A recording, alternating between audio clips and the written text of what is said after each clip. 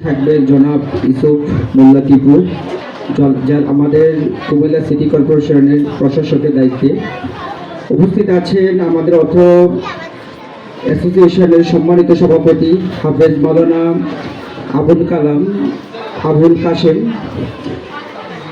আর উপস্থিত আছেন আমাদের কুমিল্লা জেলা স্কুল অ্যান্ড মাদ্রাসা অ্যাসোসিয়েশনের সম্মানিত প্রতিষ্ঠাতা ইঞ্জিনিয়ার মোহাম্মদ হলিউর রহমান। আরও নাম না বললেই নয়, আজকের যে আমাদের এই অনুষ্ঠানের সঞ্চালনার দায়িত্বে আছেন অধ্যক্ষ মোহাম্মদ শাকিল আহমেদ সরকার, আমাদের কুমিল্লা জেলা স্কুল অ্যান্ড মাদ্রাসার সাধারণ সম্পাদকের দায়িত্বে আছেন। আমি আছি শিক্ষা সচিবের দায়িত্বে। আপনারা একটা বিষয় জানেন, নির্ভুল প্রশ্নপত্র প্রণয়ন, যুগোপযোগী প্রশ্নমান বন্টন, উক্ত বিষয়গুলোকে বিবেচনা করেই হচ্ছে যে একটা প্রশ্ন করতে হয়। সেই জায়গা থেকে আমরা শতভাগ অবিচল থেকে নির্ভুল একটি প্রশ্ন আমরা প্রণয়ন করে থাকি। আমাদের শুধু এই অ্যাসোসিয়েশন শুধু বৃত্তি প্রদান করেই থাকে না, আমাদের শিক্ষার্থীদেরকে তাদের মেধা বিকাশের জন্য কুইজ প্রতিযোগিতার আয়োজন করে থাকে। গত বছর নেই, এই বছরও আমরা সেই আয়োজন করেছি।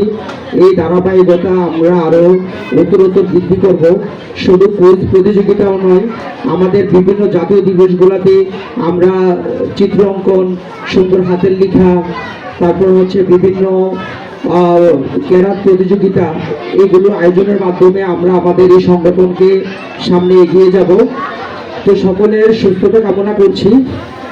আমার যে সম্মানিত অভিভাবক মণ্ডলী, আমি আপনাদেরকে একটি কথা বলতে চাই। আপনারা জানেন যে অনেকেই যখন আমরা বৃত্তি নিয়ে যে শিক্ষার্থীদেরকে উদ্বুদ্ধ করি যে তোমরা বৃত্তিতে অংশগ্রহণ করো, কিন্তু কিছু শিক্ষার্থী বৃত্তি দিতে আগ্রহী হয়, কিন্তু অভিভাবকরা আমাদের স্টুডেন্টকে পিছনের দিকে টেনে নিয়ে আসে।